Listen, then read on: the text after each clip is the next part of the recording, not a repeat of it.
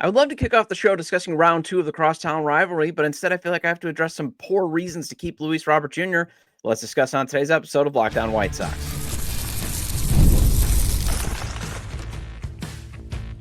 You are Locked On White Sox, your daily Chicago White Sox podcast. Part of the Locked On Podcast Network, your team every day. Hello, I'm your host, Todd Welter, a lifelong Sox fan and contributor for SouthsideShowdown.com, part of the Fansided Network, and also I've covered Major League Baseball for outlets such as the Associated Press. And thanks for making Locked On White Sox your first listen every day, part of the Locked On Podcast Network, your team every day. Make sure to hit the like button on today's episode. Subscribe to the YouTube channel at Locked On White Sox if you've not done so already. Additionally, follow or subscribe to this show on your preferred podcast platform. Well, there seems to be a portion of the fan base holding on to hope that the team keeps Luis Robert Jr. I'll discuss the two reasons, and two reasons only, to defend keeping him, while pointing out the other defenses they just got to stop in the first segment. Then let's discuss if the White Sox can provide more of a challenge to the Cubs in the round 2 of the Crosstown rivalry. And finally, let's discuss if the White Sox should bring back old friend Eric Fetty to replace Adrian Hauser or Aaron Savali if they are traded. Today's episode is brought to you by Game Time. Download the Game Time app, create an account, and use code LOCKEDONMLB for $20 off your first purchase. All right, so right off the bat, there's nothing wrong with having an intense discussion. It's sports. You go back and forth. That's fine. And I appreciate the passion some of you have for Luis Robert Jr. And I was there with you. But I can't do it anymore. And honestly, there are two reasons in wanting to keep LRJ and not trade him before the trade deadline. And they are, number one, you love or like Luis Robert Jr. and you just don't want to see him go.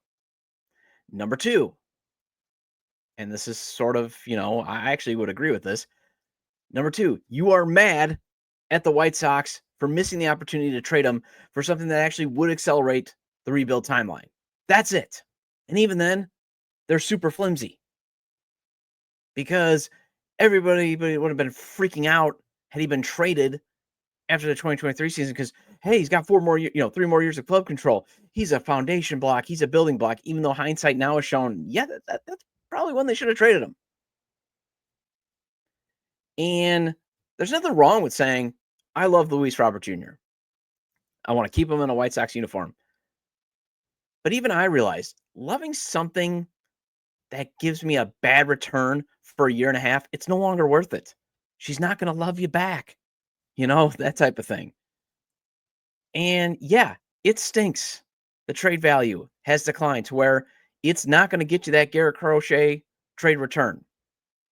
But however, saying things like Shy Sox fan Mike of Sports Mockery has been saying on X formerly Twitter. This is what he had recently. This is at Shy Sox fan Mike. I've got the tweet up for those watching on YouTube. Tell me why I'm way off the mark here, but I've been thinking about this. If scraps are the only thing the White Sox can get for Luis Robert Jr. right now, they should keep him, pick up the team option, and run it back next year. Okay, it just misses this thing called logic. Run it back next year? What? You want to run back again a guy who's been hitting under 200 for most of the year? Doesn't have an OPS even nowhere near 700, a WRC plus that's nowhere near league average. You want to run that back at $5 million more? I'm sorry, but some of the defenses I've read in the comments too on this episode page or stuff like that, that's just weak sauce. And it's okay to disagree. But just know the arguments outside of I love LRJ and I'm mad that they missed the timeline, it's just bad logic. And think about this. I had Elijah Evans. He was on the show yesterday. And during our recording, he made a great point for why the team just can't exercise that $20 million option. I'm trading him if it's my kind of prerogative. Like, I just don't see a world where he is clearly worth a $20 million deal to a team you're trying to trade him to, whether it's in the offseason or next year. I just think that that's just a high value for what he's been for the past 2 seasons. And I fully expect him to be great wherever he goes. Like, I honestly do. I really think when he goes and gets a change of scenery and gets to really just play in a winning environment and make a playoff push, like, I think he'll be pretty good. I don't think he might not be 2023 Luis Robert, but I think he's going to be, you're going to see flashes of that consistently, in which case he's going to be worth something for sure. I don't think he ends up being worth that 20 million though, which it just creates such a risky situation. And obviously you look back at it now and you're like, man, you should have just traded him last year. That would have been optimal. And yeah, they probably should have, but at this point it's too late for that. Right now, I think you just got to make the move. And if you get the value of a rental, you get the value of a rental. I think, right. I don't think any team trading for him is probably not picking up that option. That's the hard situation. So you're getting, half a year of value for Luis Robert, as opposed to if you traded him last year, teams would have been like, oh, that 20 million is not that much for Luis Robert, even when he was 2 months. That was only 3 months into him struggling and being hurt, not a year and a half into that. So it's such a hard situation figuring out when to trade. And I don't envy Chris Getz for this situation because it's not fun. It's a tough one for sure. If they do trade him, I think it's a one headline prospect in the top 150 range. I think it's a fringe top 100 maybe type of guy, and then a second like flyer, we'll see what happens guy. I think that's me being a little bit optimistic maybe, but I don't think that's crazy optimistic. I mean, some people are out here saying you're still getting two high-end prospects, which is not happening. You're definitely not getting anybody in the top 50, top 70 prospects. It's not happening. But I think a fringe top 100 and then a second flyer type piece is probably realistic. So the other thing people aren't realizing is, the argument, well, if you keep them, payroll is going to be low. There's nothing wrong with $20 million on a low payroll. Well, guys, you're taking 18 million that could be spread around because he's only owed a $2 million buyout if you do run the risk. But hey, I guess that means, more Josh Rojas when you make that point. This is what White Sox fan Mike actually replied to me when I kind of called him out on it on X for me Twitter. If I had faith that they would reallocate the money on good players, then I could live with it. But we all know they would spend it on more Josh Rojas types. No thanks. I'd rather gamble on Robert again than sign 5 scrubs for the same amount. Yeah, Mike Talkman, such a scrub. Even though, wait, he's actually been a very good leader, actually providing professional at-bats. Austin Slater, Michael A. Taylor, yeah, they've been terrible. I mean, I'm not saying they're setting the world on fire, hashtag sarcasm there, but they are helping the White Sox do this thing called winning. Slater's hitting left-handed bats or left-handed pitching like he's supposed to. Michael A. Taylor's providing solid defense. So, yeah, they gambled on Josh Rojas and it didn't pay off. It's not like they were setting the world on fire. I agree. It's not as thrilling, but it's not as bad as everybody thinks just because Josh Rojas stinks. I mean, if you're afraid Chris Getz doesn't do free agency well, that's one thing. But paying Luis Robert Jr. more money next year with the huge risk of more struggles and injuries, then you're just Chevy Chase going back to the ATM in Vegas vacation. That's what you are. You're trying to double down on already losing a ton of money at the figurative table. That's why I got off the boat.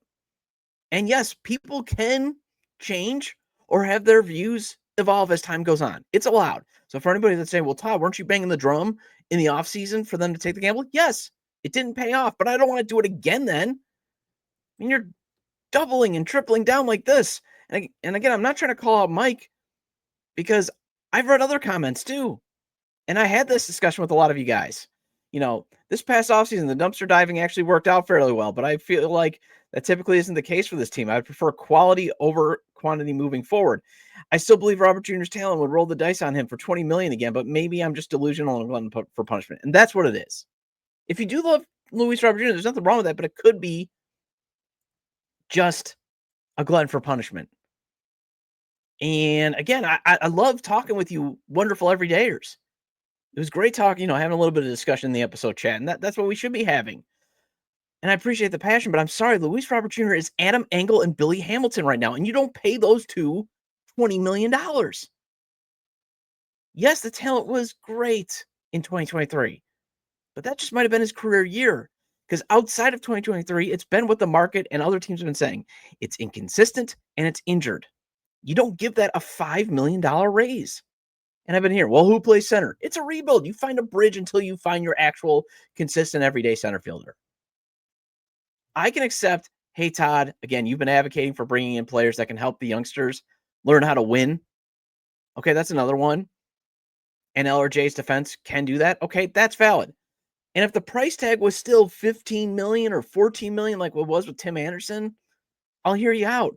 But it's going to be up to 20 million.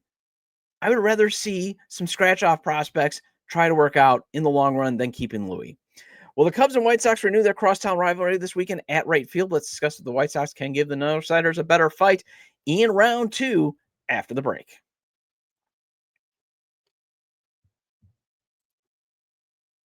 Have you ever decided at the last minute to head to a ball game with friends or family?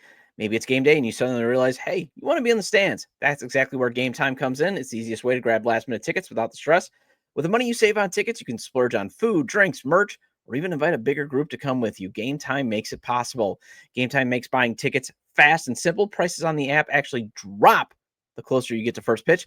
They've got incredible last minute deals, clear seat views, and the lowest price guarantee that takes the worry out of buying. And Game Time has last minute tickets and zone deals for big savings like 10% off exclusive zone deal that they have for the upcoming Cubs versus Orioles game on August 3rd. And I know it's a crosstown rival, but the White Sox, they're out of town that day, so you can still catch some professional baseball. That's the beauty of having 2 professional sports teams in Chicago, and you can get on a discount. And hey, why not root for your second favorite team, whoever's playing against the Cubs? Take the guesswork out of buying tickets with Game Time. Download the Game Time app and create an account and use code LOCKEDONMLB for $20 off your first purchase. Terms apply. Again, create an account and redeem code LOCKEDONMLB for $20 off. Download the Game Time app today. Last minute tickets, lowest price guaranteed.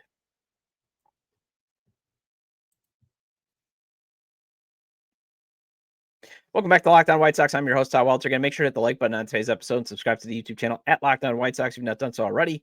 And if you can't catch the show on YouTube, Locked On White Sox is available on all major podcast platforms. So make sure to follow or subscribe on places such as Apple or Spotify. Either way, get your 30-minute fix of Chicago White Sox baseball venting with me. All right, so the last time the Sox took on the Cubs, it was in May at Wrigley Field, and the Cubbies did some work on the Southsiders. I mean, they absolutely crushed the White Sox. Outscored them 26-8. The defense, I remember, was bad. Sean Burke and Shane Smith did not have great outings. And coming into that series, the Cubs were playing some very dominant baseball. They were looking really, really good. Coming into this series, things are starting to even out, as baseball does. They are 32-23 since that series. The Brewers have caught them in the standings, and the Northsiders have dropped 3 of their last 4 games. The White Sox, meanwhile, come into the series playing their best baseball. Winners of 5 of their past 6 games. They outscored Pittsburgh and Tampa 49-23.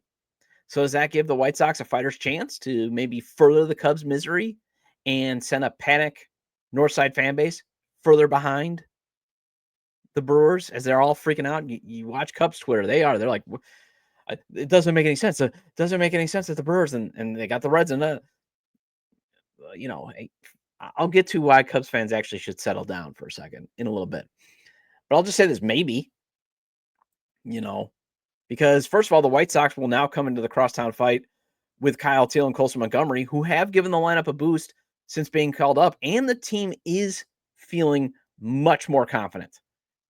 This is from White Sox MLB beat reporter Scott Merkin. This is the latest he had on WhiteSox.com. He's got a write-up of the White Sox going into the series with the Crosstown Cubs. This is what he writes. Montgomery was not part of the White Sox lineup in May, although he homered in the 2025 Cactus League opener against the Cubs. Neither was catcher Kyle Teel, who launched his first career homer among his 4 hits Wednesday after making a great recovery on a Brandon Eisert wild pitch to nail Caminero at the plate and hold the Rays to 2 runs in the 5th. The White Sox roster looks decidedly different, but the improved feel across the roster is even more pronounced. Quote, new players and the players we got a lot of young guys, Sean Burke said. The first half of the season, we've been able to learn a lot and kind of grow and develop mentally, physically, just kind of everything in the game of baseball. I know we're all excited to get back at them. I know everybody here is hungry to get back at them, end quote. But the one thing is I'm actually just going to take out the crosstown rivalry right now. What I'm going to look for this weekend is can they just make the Cubs more nervous? Just kind of like how they kind of sent the Rays to possibly sellers. I mean, the Rays were kind of teetering, lose 2 of 3. They've lost ground in the standings. Maybe now. I mean, there's talk of them trading some relievers to the Cubs. So, yeah, why not play a little bit of a spoiler? That's more what I'm looking for. And why I'm also looking at this is, yes, this has been a great stretch of baseball. It's been fun. Yesterday was actually a day where I was like, man, I really want the White Sox to keep playing baseball. And I haven't said that like excitedly since 2021? I mean, meatball in me, yes, I want to watch the White Sox play baseball every day because I'm a diehard fan for some inexplicable reason. But the thing about this stretch, though, is we do have to put some context into it. And I don't want to be a wet blanket, but the context is it did come against a terrible Pirates team, although they did just beat up on the Tigers. The Pirates are very confounding. It seems like they play really well when they know Skeens is at least pitching in a series. And when he's not pitching in any series, it's like they are terrible. And they did play the Rays in a minor league stadium. So the biggest thing that I want to do is I want to see how this lineup does against one of the best teams in baseball actually at a big league park. Because remember, it seemed like a lot of these prospects, a lot of these young guys like Colson Montgomery and even Kyle Teel and Brooks Baldwin, they seem very comfortable playing in those minor league ballpark dimensions because they've been playing in those dimensions basically their whole entire career. Let's see how comfortable they are now playing against a playoff team. And even if it's at home, in a big league ballpark. And that is the standard that I'm actually going to measure the White Sox to in this series. Yes, I would love for them to play spoiler. And yes, I would love for them to make that arrogant fan base seem more nervous than they already are. But can they keep playing well against a good team without the aid of either minor league ballpark dimensions or clearly team number 29? Because you can't convince me otherwise, unless Paul Skeens is on the mound, that the Pirates are better than the White Sox. At least right now. Again, if I get presented with new information, I might make a change. The other thing that I actually want to see is can Adrian Houser give us one more good start before likely being traded? Because he obviously had one of his worst starts ever for the White Sox in his brief tenure.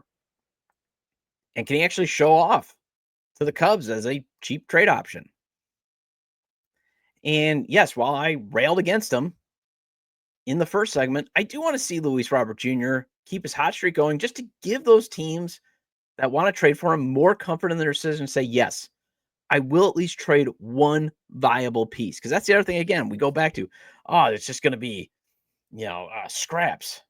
I mean, Elijah Evans has covered minor league baseball, even though he's very young. He's brilliant. He's covered minor league baseball and actually talked to minor league guys and all these scouts and stuff for about a year and a half that he's been doing this.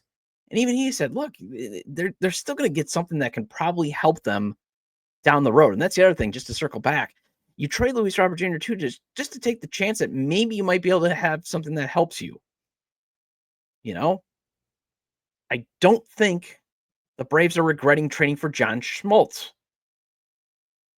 I don't see the Montreal Expos at the, I'm just saying that you can get really good players back that you don't think, oh my gosh. I mean, the Padres got Fernando Tatis Jr. in the James Shield trade. But even as Rick Hahn said, that is a scouting win. So again, circling back, if you don't trust the White Sox scouts, that's one thing. But to say, scraps, you never know. You don't know. So another excuse. I just prefer, another reason. Again, even though it's flimsy for keeping Luis Robert Jr., I just prefer the certainty, even if it's not that great. And don't get me wrong, again, I would love to shove it up the Cubs, as his fan base as their fan base continues to get nervous. But, I just want to see the White Sox show that, hey, maybe the good times can keep rolling. They can meet a moment. And for the Cubs fan base getting nervous, I don't get why. Because you're either going to win the division or you're going to grab a wild card spot. They're good enough that they should make the playoffs. And that's the first start, because then in October, everything's random. And you can be like, well, they were in second and they can get themselves at least to a division round series where you have to win 3 games instead of 2. It's so random. And the Cubs also, if they have a good trade deadline, they've got a chance to actually win the World Series. I hate to say it, but they do. They just need a starting pitcher, a third baseman, and just solidify your bullpen. It's a few pieces. It's not like they need, again, like these major upgrades and that they're defying baseball logic like the Brewers are. I mean, I get being nervous about Tom Ricketts not wanting to spend, not willing to authorize, Jed Hoyer. And also, again, hey, Cubs fans, we got Hauser who can help your rotation. Just saying. Although I don't know if he's a viable option for them, as he has a 5.40 ERA at Wrigley, a 981 opponent OPS, but it is just 5 career starts, and he's only allowed 4 home runs. But I just want to see, can the good times roll because of the youngsters playing a key role in the winning? And yes, it would be nice to make things a bit more difficult for the Cubs in the NL Central race. Well, there might be a veteran option available to replace Adrian Hauser or even Aaron Savali if both are traded to replace in the rotation. And let's discuss if the team should reunite with Eric Fetty after the break.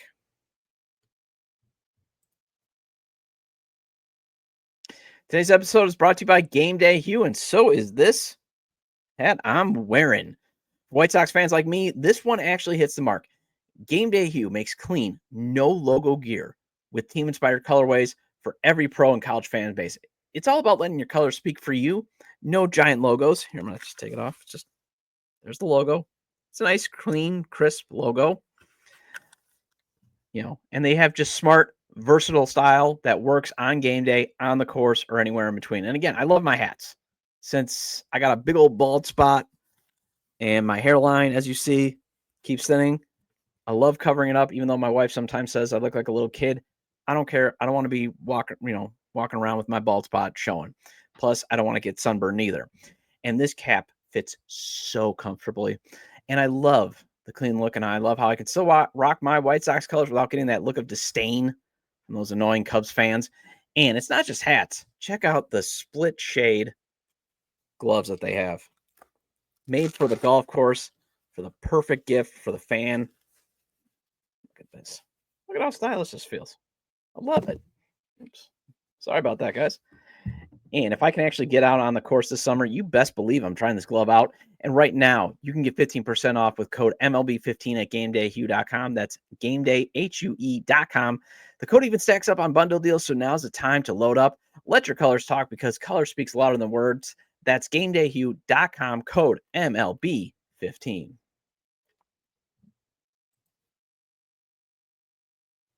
Welcome back to Locked On White Sox. I'm your host, Todd Welter. Again, shout out to all the everydayers. I appreciate your loyalty. Please hit the like button on today's episode.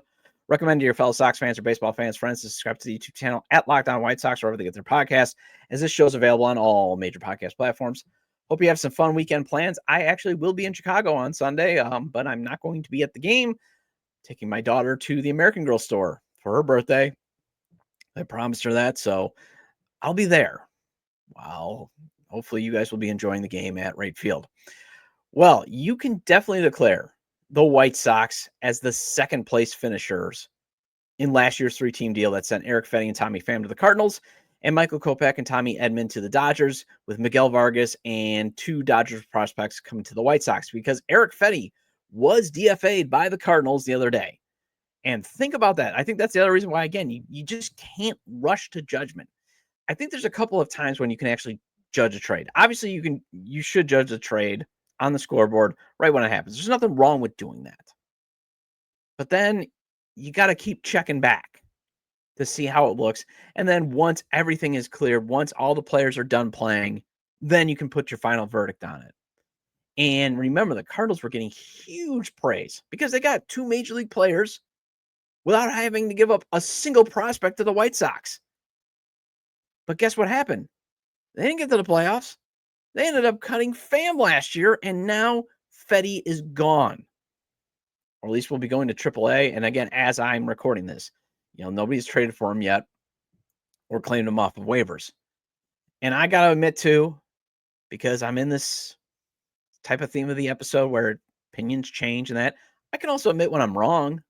And I was very wrong about the trade. I mean, I still don't like the process, but in the end, I was wrong. A lot of us were wrong. Loud wrong, too. And you could say, well, Miguel Vargas is still hitting 220. Miguel Vargas has proven, because I appreciate the work. And again, my opinions evolve and change when I get presented with good rational evidence, not conspiracy theory evidence, but good rational evidence or, context that, hey, I can change my opinion. And Miguel Vargas, I appreciate the work that he's putting in. I appreciate that he's raging against turning into a pumpkin. And at the very least, he will be a supporting cast player. I still prefer him to actually be the first baseman, and I've always been advocating for that. But they at least have a guy that they can move forward with. And Jarrell Perez, he's hitting bombs. You'd like to see him obviously get the traditional average up and some of those other numbers to get his OPS up, but I think he's got 13 or 14 home runs. Again, why you take the swing? Because, we could have kept Eric Fetty. This is why you trade. This is why you sometimes don't go with the madness. But the Recap White Sox podcast host, Ryan McGuffey, he posed this question on X, formerly Twitter, and it's just pretty simple. Is that Ryan McGuffey? Any reason hashtag White Sox shouldn't pick up Eric Fetty? Honestly, after having Elijah Evans of Just Baseball and Future Sox on the show yesterday, who's pretty much did put a wet blanket on Tanner McDougal, probably not going to get starters innings if he does get called up. I mean, a Fetty reunion isn't crazy. If they trade Adrian Hauser and Aaron Savali, the White Sox are still going to need veterans to log innings in August and September. They're going to need to. And right now, your options are either Noah Syndergaard, Mike Clevenger, or Yoendrys Gomez. Honestly, I wouldn't mind taking another shot at Fetty. I know he's struggling. His ERA was 5.22 to the point where the Cardinals were like, okay, enough is enough. We're moving on. But again, this isn't like last year when I railed against Chris Flexen still getting starts, because the White Sox actually had guys in the minors that could use the developmental innings, and they took way too long. I mean, they had Kai Bush. Mason Adams never got a call up, and he should have. But that's not the case, because now both of them are on the sidelines after having Tommy John surgery. And other than Shane Murphy, I really can't say, hey, let's call up Riley Gowans. I mean, he's Noah Schultz, the knee problem and the command issue. It's probably going to be more, if they're going to call him up, it would probably be more as an opener. Okay. Hagen Smith again. It's just, there's nothing viable. So, while, yeah, I mean, why not give Owen White a legit look? He's younger. He's still not doing well in Charlotte, as none of the relative young arms there are doing great. Now, the only thing that I would say is if Martin Perez is doing everything possible to come back from that elbow injury, maybe you wait it out to see if he can get back by, he's pushing to get back as soon as he can. He's almost getting close to almost doing a rehab start, they're saying. But if I got to be pressed to have just seeing if Fetty can do something and maybe bring him back on a cheap deal, because you are going to need a veteran next year. You're going to. I'd rather have him back than, say, call up Mike Clevenger again. I mean, because Fetty did have some success working with Brian Bannister and Ethan Katz, so maybe they can figure something else out to get him back on track. Although I believe it was Derek Gold, the Cardinals beat reporter from the St. Louis Post-Dispatch. He was on the White Sox Talk podcast and said that Fetty even admitted he was gassed once he was traded to the Cardinals last year, and maybe he's just running out of steam again. So I get that. But whoever the White Sox go with veteran-wise, you at least want them to eat innings to where they can at least, again, help this young emerging core continue to learn how to compete and even possibly win. I just don't want Chris Flexen-like starts. Well, that wraps up this edition of Locked On White Sox. Thank you for making Locked On White Sox your first listen today. For your second listen, check out the all-new Locked On MLB Game Night. Every game, every night, all season long, get local analysis on a national scale. Find MLB Game Night on Locked On MLB on YouTube, wherever you listen to your podcast. And I'll be back on Monday with a Minor League Monday report and discuss if the White Sox made a major draft mistake last year. Feel free to leave comments about today's discussion regarding the bad defenses of wanting to keep Luis Robert Jr. round 2 of the Cubs and Sox series and possibly bringing back Eric Fedde. You can leave them at the episode page on YouTube, X, formerly Twitter, at ToddJDub or at Locked On Sox, or you can email me at lockedonwhitesox@gmail.com. Have a great day. Have a great weekend. I'll see you tomorrow. I'll see you Monday.